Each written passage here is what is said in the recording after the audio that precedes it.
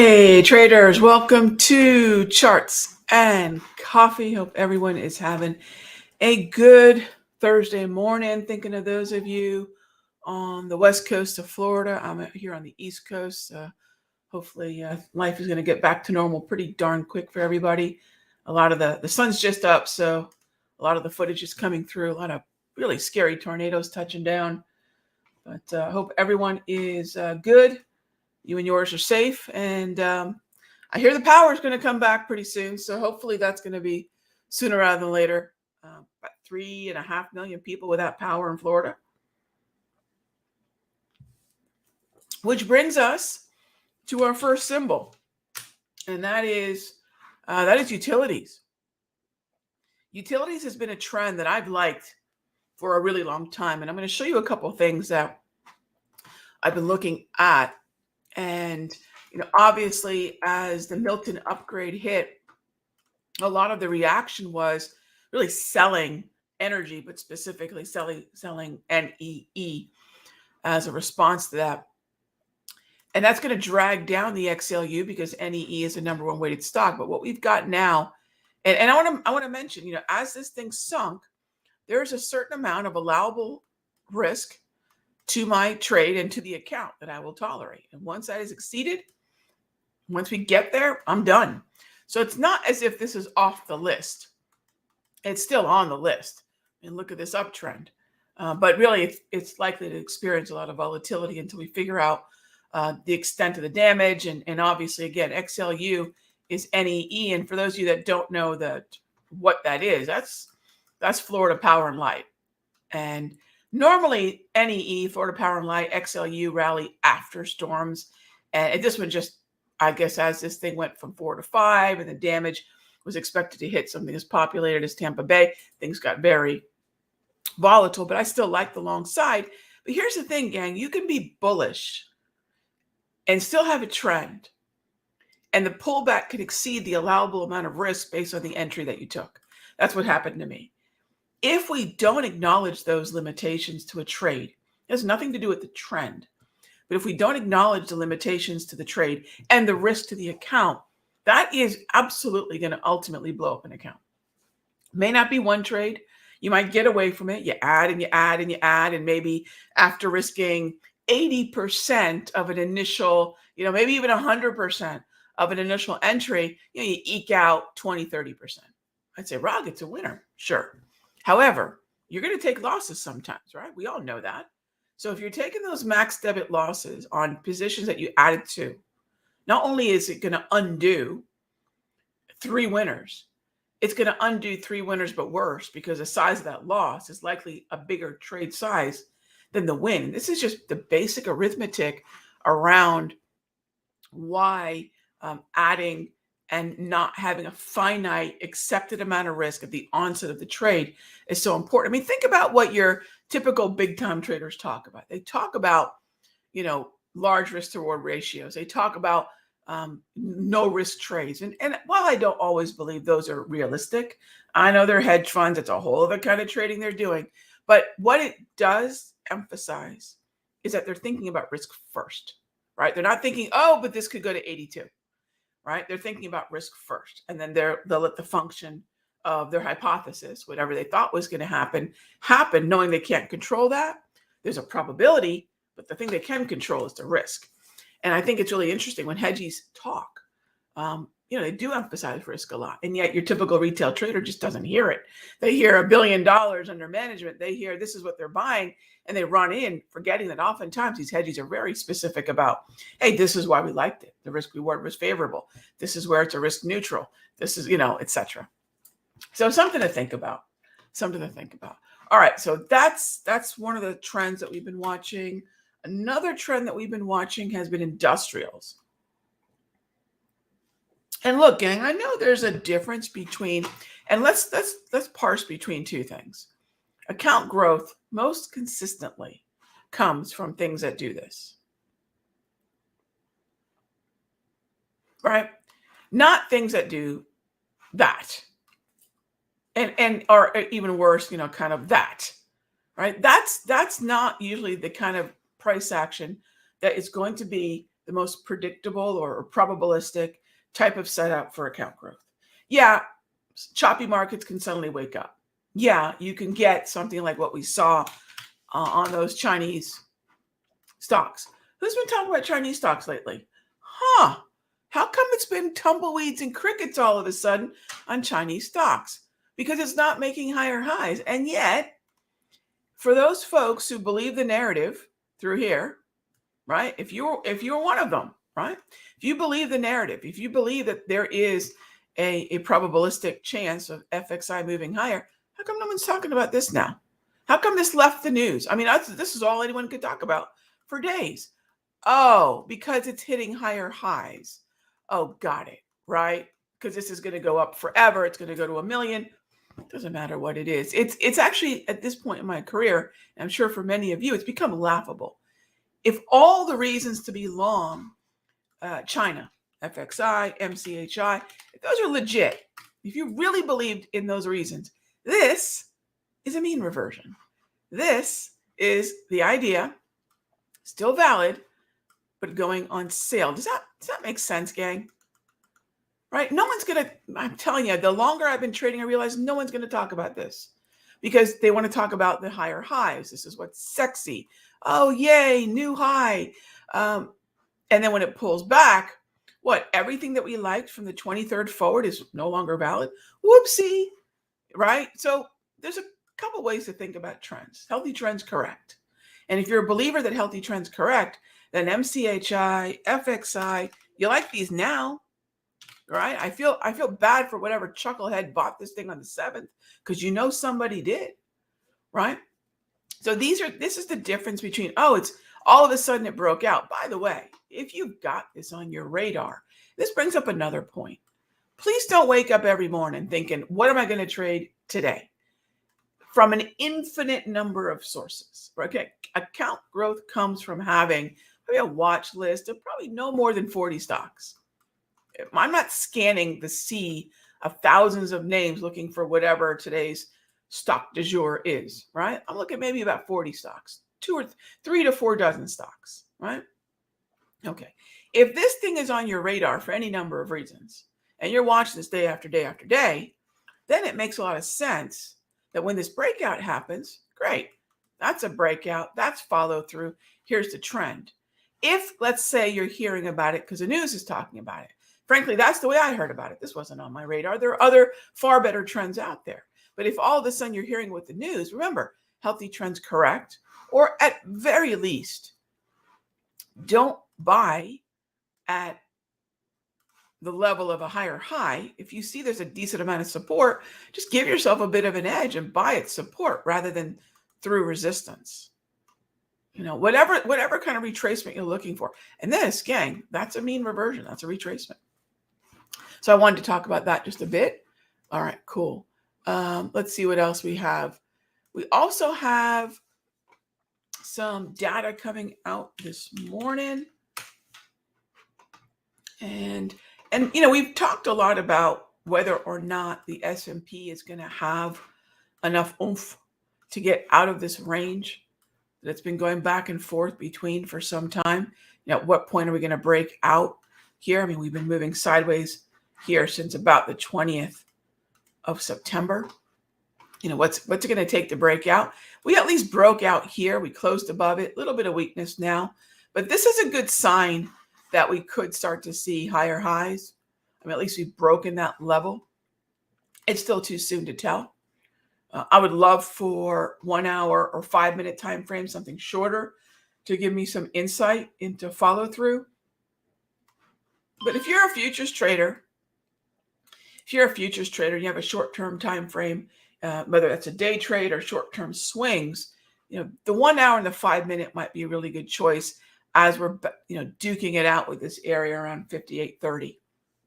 Keep an eye on that. And then look for where the sector strength has been leading the charge. Mostly it's been things like XLK, SMH. Energy stocks have been a big part of that as well, but we really need crude to get above and stay above 78. It looks like it's definitely giving it a good old college try. I would definitely keep an eye on this area around 78.05, 78.50. Getting above that would put crude oil in the bullish hemisphere.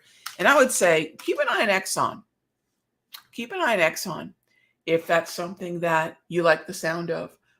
Long energy, especially with the sector rotation that we've seen from Q3 to Q4, from September to October. All right. Let's see what else we have here.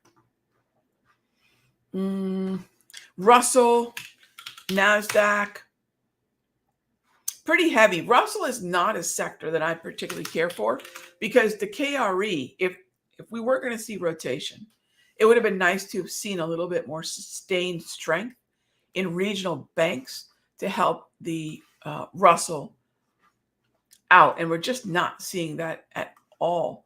And if we don't see that, it's going to be difficult for the Russell to move without regional banks in tow. So of all the things that I could trade, S&P's up there, Dow's up there. Dow's the one that's been a little bit better in terms of structure, bullishness. Remember, some of the leading sectors we have right now, some of the uptrends that we have right now, this is going to benefit the Dow, not the NASDAQ. So you think about some of the strongest sectors we have. In fact, I'll show you here in terms of sector strength. Let's see. There we go. The last 1 month, look at sitting at the top of the list. XME, XLK. That helps the Dow too, by the way. SMH, that's largely due to the movement higher in NVIDIA. Same thing with XLK, I'd say. NVIDIA is finally waking up. But there's your XLI, XOP, XLE. Those are mostly Dow names. But look, it's hard to find something over the course of the last month that was weak. In fact, your two weakest sectors are healthcare and staples, followed by real estate and regional banks. Leave those alone. Financials are okay, but there's far better things to focus on. It's far better things that have either 1 month or month to date looked a lot stronger. So when you're looking at what's positive on the month, communications, industrials, financials, technology, oil services, semiconductors, energy, and oil and gas explorers. That's what's positive in October. That's what's sitting above this zero line. And yeah, NVIDIA, I've been getting a lot of questions about NVIDIA lately because the breakout, which is cool. So if we take a look at NVDA, this is one of those things that is in a very wide, choppy range. And it's just basically moved from one end of the choppy range to the other. It's not a trend. It does have bullish momentum. That's solid. But it's actually not as good a setup in terms of follow-through potential as Taiwan Semi. Taiwan Semi is getting a little wobbly, but I would keep an eye on Taiwan Semi. In fact, if you're looking at semiconductors and tech, let's just start with tech here. NVIDIA is heavily weighted here. Microsoft, NVIDIA, Apple. But it looks better. AVGO, right? Better than NVIDIA, better than Apple, definitely better than Microsoft. AVGO, Salesforce, AMD, Oracle, Cisco. We get a long position in the Sector Secrets Mastery in Cisco. All right. Then we have semiconductors. Taking a look at that.